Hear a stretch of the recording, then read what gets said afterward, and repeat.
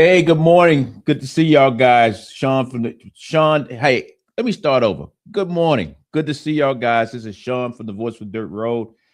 Looking forward to having a great conversation with you today. We have a great show put together for you. You're going to get a chance to hear what's actually going on out there in the real world when it comes to agriculture, but also what's actually happening here on my farm. As y'all guys know, we try to do some things that are a little bit different, which is great. But before I get into all of that, let me put up the stool, please, so I can kind of, for all our new viewers, make sure they understand what this show is about. Hey guys, this show is 100% about voices from the dirt road. I know that's what we call it, but that's really what it's all about. We are laser focused on the rural community. What is happening in the rural community? How is it affecting the rural community? But on top of that, as a farmer, as somebody who works in agriculture, how is policies affecting you and your family?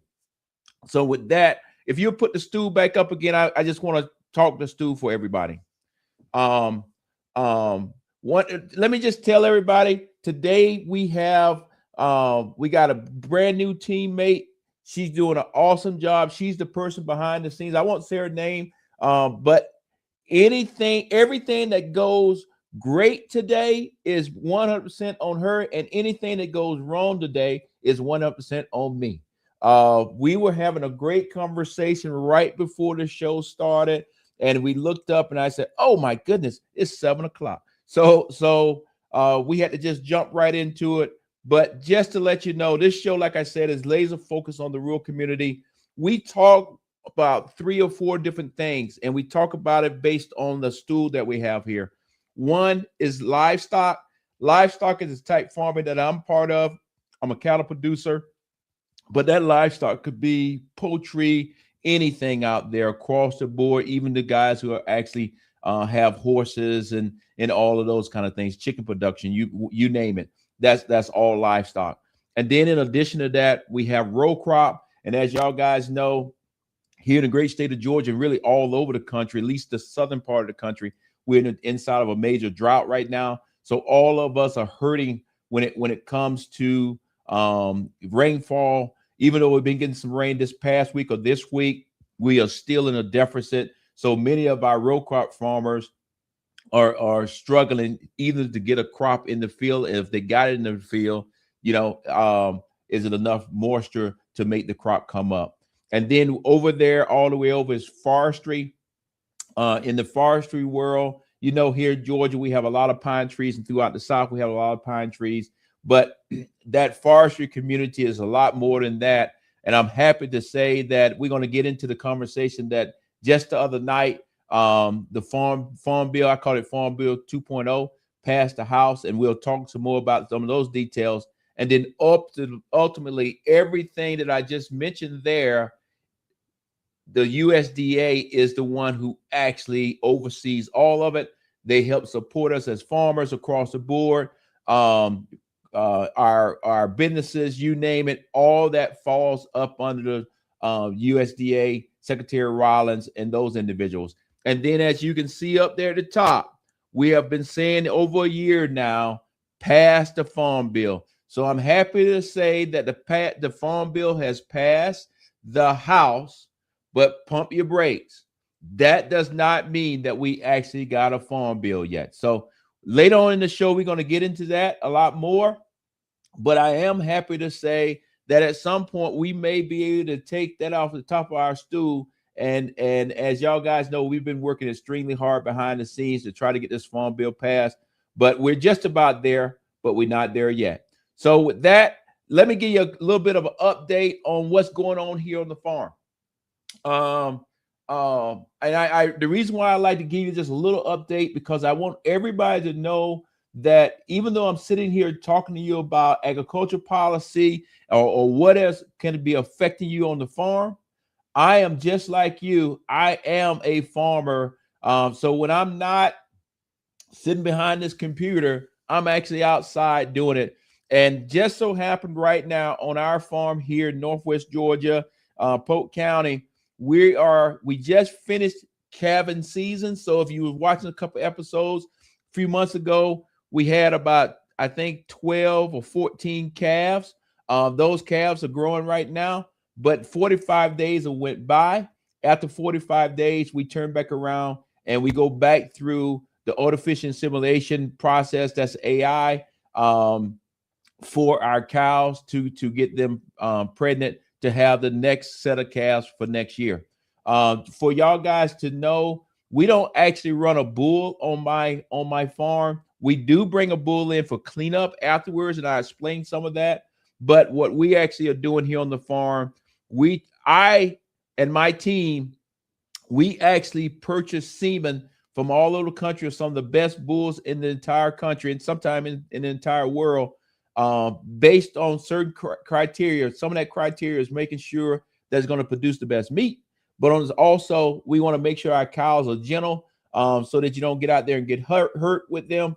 That is very important to me, especially when the grandkids come. I want to make sure that the cows that I have on the ground, that I feel comfortable putting my grandkids out there and kind of going from there. But the other piece that it helps us with our genetics, and what I'm going to be showing you here in just a minute, some people would call it high level science. I just call it just trying to improve your herd, trying to improve your farm. And what I do when we are not on this show, other farmers come to my farm, and not saying they learning anything from me, because I work with my veterinarian, but other farmers can come here and see exactly how we're doing it, why we're doing it, and have those type questions, because what I want to do is just be an example to other farmers to say, hey, you don't have to do it the way I'm doing it, but you at least could try it. So with that, I want to take the time. This was this past Wednesday. I'm going to pick my phone up just so I give you the facts just real quick here. This past Wednesday, the AI process, at least the one that I'm following, is a 10-day process. And day 7 was Wednesday, February 29th. I think that was Wednesday. No, yeah, that was Wednesday, whatever the 29th was. And this video that you're going to see is actually from Wednesday. But the key thing about Wednesday is not just Wednesday. It's Wednesday at 4 o'clock on the dot. When you're doing AI, everything, you have to follow the protocol, but you also have to follow the exact time the vet gives you. And just so happened, this was Wednesday at 4 o'clock. And then today, which is day 9, currently sitting here talking to you this morning, is May 1st at day 9 at 4 o'clock this afternoon. Rain or shine, who cares? I would have to be out there doing the next step, because in the morning, at 8 o'clock in the morning, the vet will be here and we'll film some of that. The vet will be here actually getting my cows pregnant and kind of going from there. And then just to go on and finish this out before we show the video, roughly about 9:30, 10 o'clock, because it's going to take us probably about an hour to get through all the cows tomorrow. My cleanup bull will come immediately, so that next year, what I want to try to do is have all of my calves within a 30-day period, so that next year's calf crop all come basically at about the same time.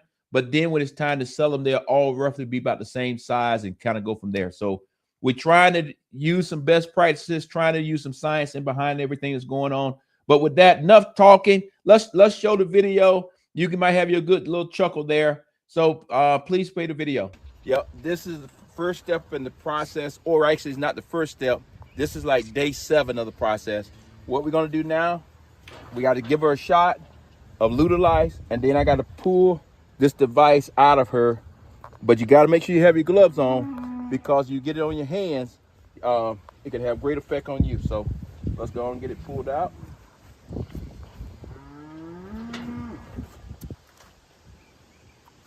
And just like that, it's out. We'll take this direct over here.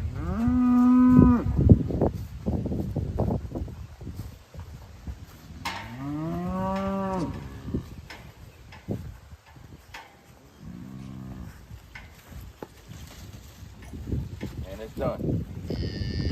And one of the things I'm going to do every time, I'm actually going to use a new set of gloves. cost me a little bit, but at least I'm not transferring anything to my needles. Then after that, what we do, we have to come, give her a shot of Lutolite. I loaded the Koreans in advance. You get 2 cc.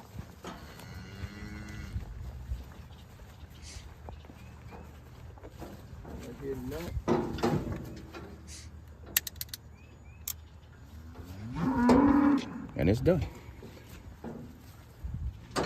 Put the needle back on here, put the cover back on it.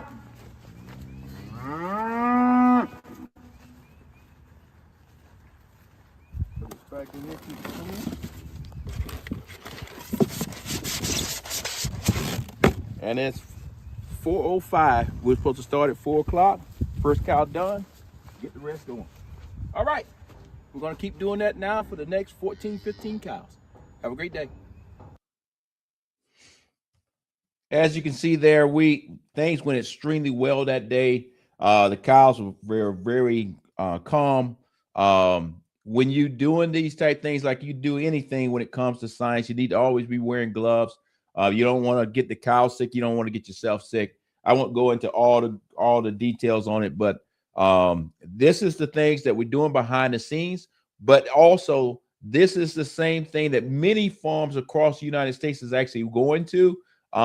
They still have a live bull that's on some farms, but this is what some of the smaller farms are going to, because bulls cost so much, but you can actually get that same quality by doing AI procedures. So enough of that.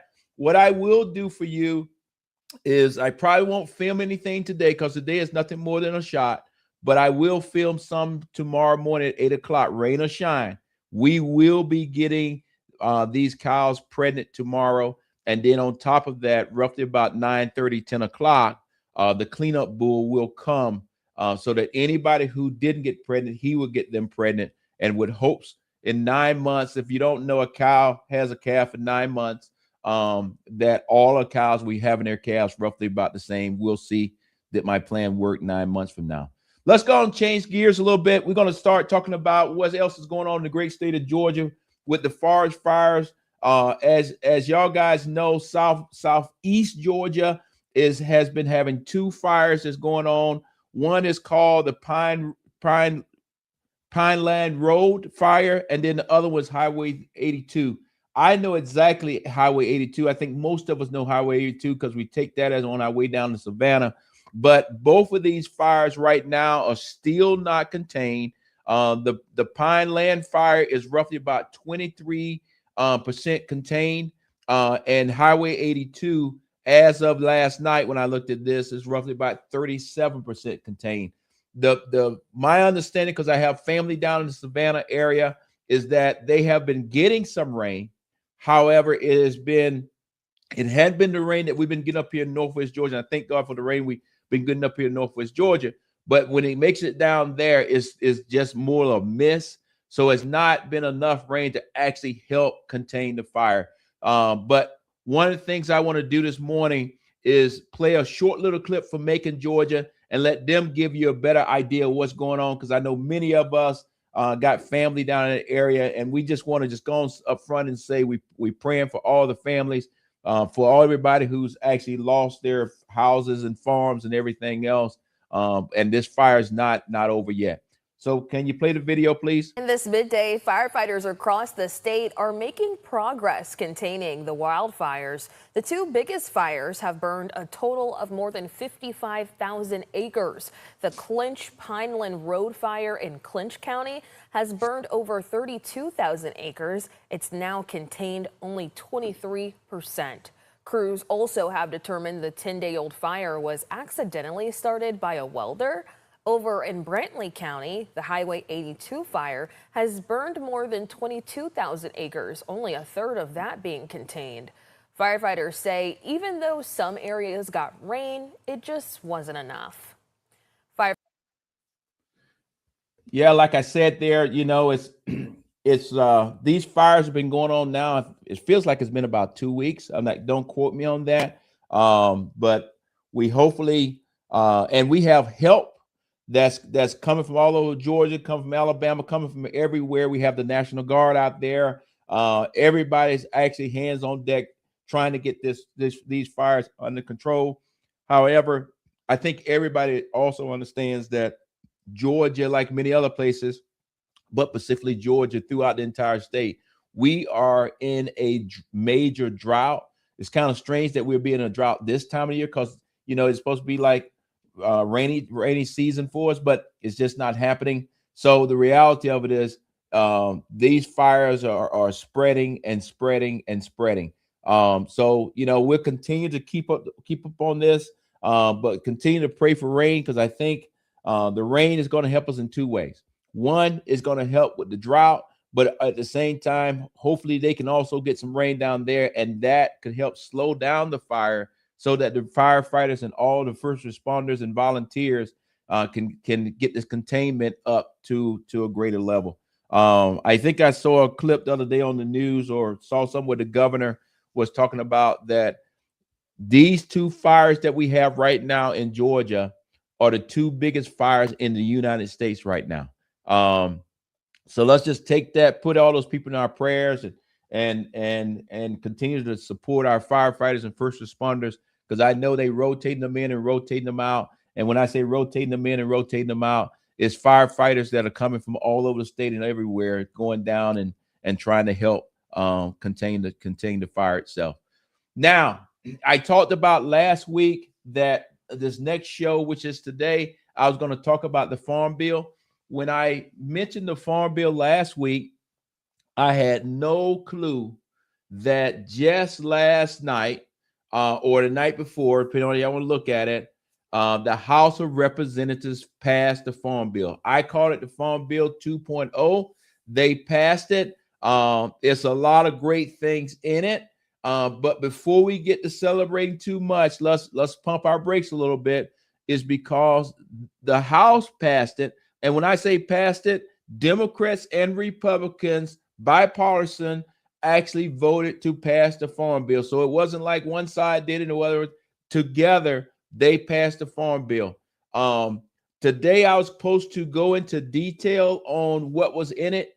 I would encourage you to take some time and read it for yourself. But I will also say this. The House is now on recess. They don't actually come back into May 12th. But then now this bill that just passed, Farm Bill 2.0 that just passed, it is now going to the Senate. However, the Senate is on recess also, and they don't come back until May 11th. So it's not like you're going to wake up today and find out that the Farm Bill passed the Senate, and now we actually got a Farm Bill. We still got some work to go to do. Like I said, there's a lot of good things in it, but I would encourage you to call your senators, no matter where you're at in the United States. Call your senators and encourage them to pass the Farm Bill. I would encourage you to take time out and read it. It is a lot of reading. I think it's roughly almost 800 pages. But I would say you can kind of skim through it and see what's important to you, and make sure that your interests as a person in agriculture or in the agriculture industry, those issues are addressed inside this Farm Bill. As y'all guys know, this Farm Bill is several pieces. The last Farm Bill that we had was from 2018. It is well, in my opinion, well past due. In addition to that, the Big Beautiful Bill took some of the things out of the Farm Bill and put it into the Big Beautiful Bill. And that was good. The problem is when they took those things and put it in the Big Beautiful Bill, and still the 2018 version of the Farm Bill was out there, it was like you had apples and oranges. It wasn't matching up. And the USDA was struggling, trying to tell the farmer or the producer, hey, yes, we could do this, because they're still waiting on the final version of the Farm Bill. So now at least we have got Farm Bill 2.0 passed through the House.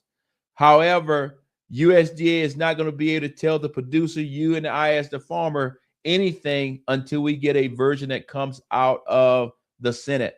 And with that said, we hope that come May 11th, May 12th, when the Senate comes back, I'm not expecting them to touch it on the very first day, but we will be tracking to see when it's going to get on the schedule for the debate.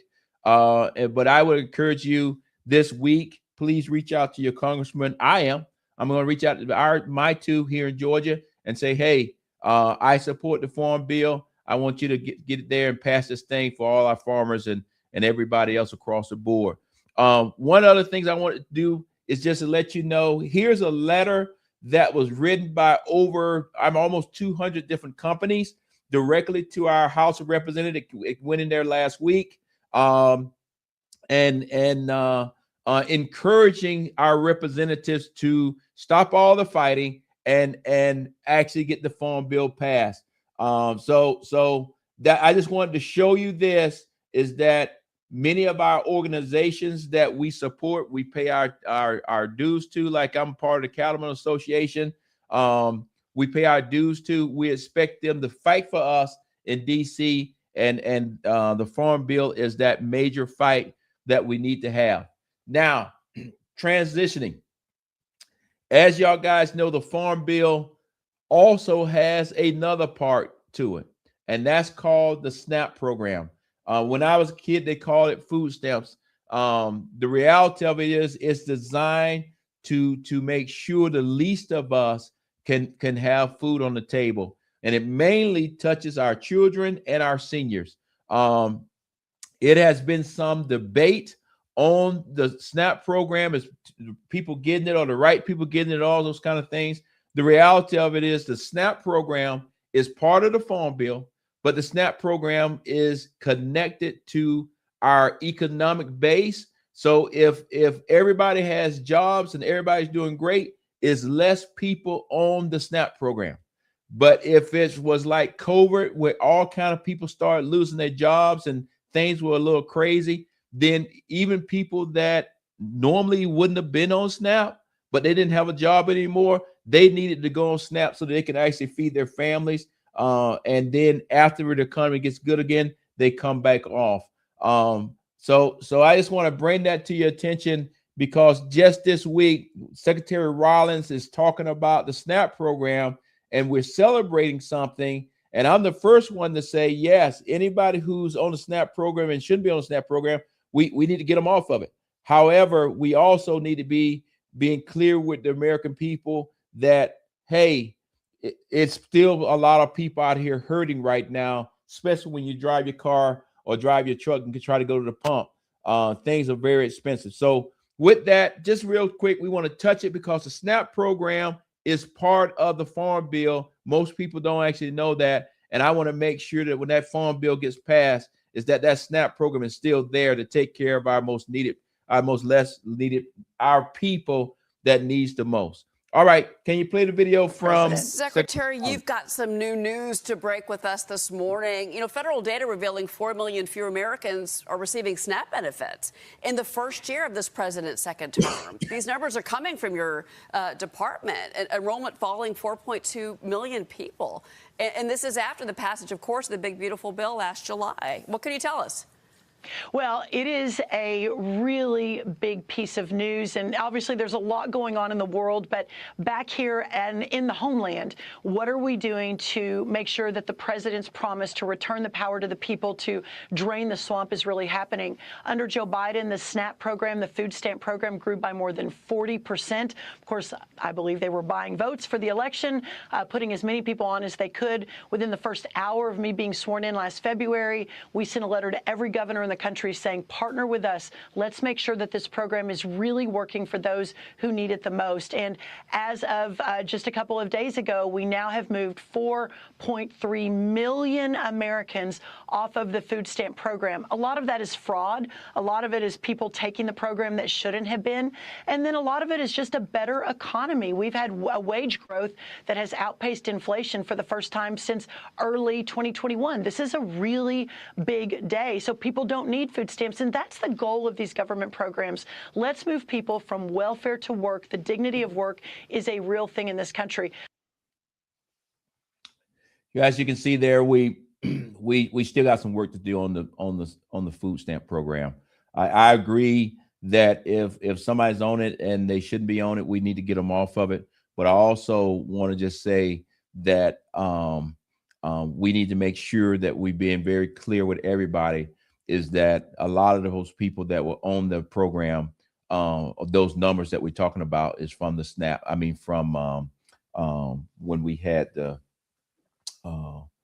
crisis across the board. So I'll just leave it at that. But we will continue to follow it very closely. But the only reason I wanted to talk about the SNAP program is because the SNAP program is part of the Farm Bill. And I want to make sure, one of the things that Sean Harris wants to make sure is that in the future, if we ever have another government shutdown, the SNAP program is considered essential. That means everybody who actually administers the SNAP program, from DC all the way down to the local office, all of those people continue to come to work because our least people need to make sure that they can actually receive their benefits. As y'all guys know, the last government shutdown, we done had so many, I can't keep up with them anymore, is that there for a while, people weren't receiving their SNAP benefits and they were going hungry. So I want to, that is my thing that I'm going to be saying to my senators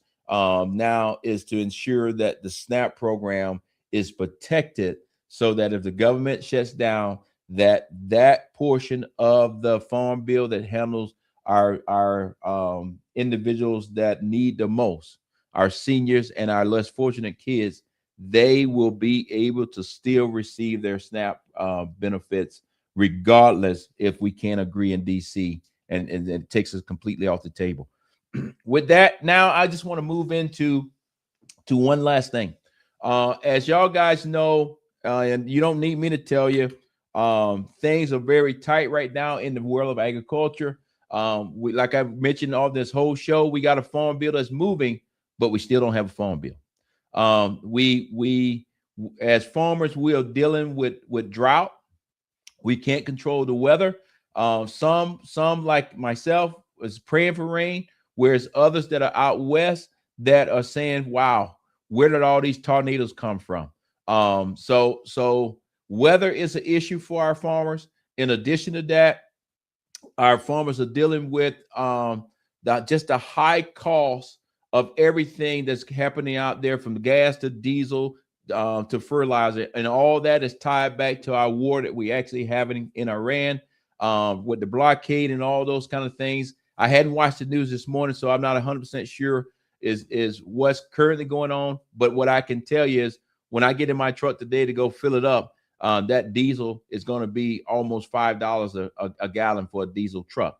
So that cost is affecting our farmers. And then on top of all of that, we still have the tariffs that are actually out there. So it gets into, if a farmer can actually plant the crops and do all the things they need to do we have a market to actually sell our crops? So we will continue to monitor all these things. The only reason I bring this to your attention is because farm bankruptcy in 2025 has jumped up by 46%. That's right here in Georgia. So I'm not talking about some place that we don't know anything about. I'm talking about right here in Georgia. That's 315 filings in 2025, and this was before that we got into all this situation that we have, the extreme costs when it comes to the effects of the war with Iran. And it doesn't look like the war with Iran is going to slow down anytime soon. We pray that it will, but the reality of it is the Strait of Hormuz is still closed, and as long as that thing is closed, prices are going to go up. I think just yesterday, a barrel of oil went to $124,000. Don't quote me on, I mean, $120 per barrel, which is extremely high. And I think it's going to continue to rise And when you hear that, what that equates to is about another 5-10 cents at the pump. And right now in my area, we got guys that are cutting hay. In addition to that, we got guys down south that are in the process of planting peanuts, soybeans, and all those kind of things. So fuel costs becomes a big issue. So let's just kind of make sure that we keep our farmers in our prayers, because right now is a very stressful time on the farm across the board. I try to keep it upbeat on this show, but the reality of it is we have a lot of brothers and sisters that are having to file bankruptcy, losing their place. And then on top of that, we are running into a situation where our young people that want to get into agriculture cannot afford to get into it. And I'm concerned that we potentially may run into a situation where the American farm that as we know it will not exist anymore. So with that, I just want to move on to the next thing, like I always do every week, is just focus on mental health, because I know our farmers are struggling out there. We got a lot of good things that are happening. Like I already mentioned, we got the farm bill passed through the House. That's great.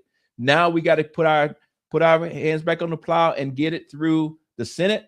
I just want to emphasize to you again, call your senator. But if you're also struggling today, make sure you call 988, and somebody 24 hours a day will answer that call and help you get through today.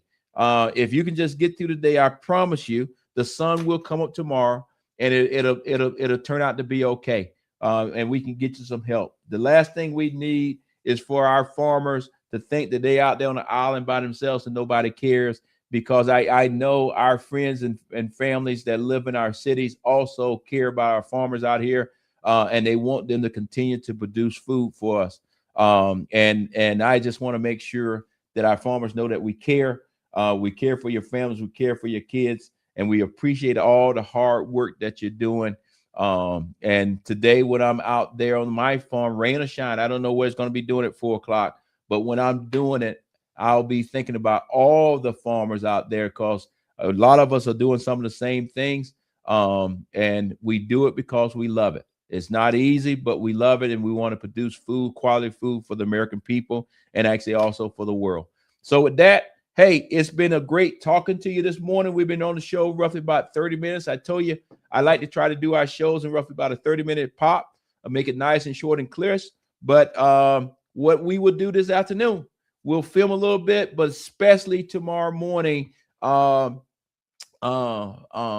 we will definitely film that particular process. We'll make sure I protect my veterinarian and all those people, so you won't see those guys on the screen. But we will try to show you the best way possible of exactly how we get the cows pregnant, and hopefully in 9 months we'll have about 15, 16 calves all coming out at about the same time. With that being said, hey guys, my cup is empty. Have a great day.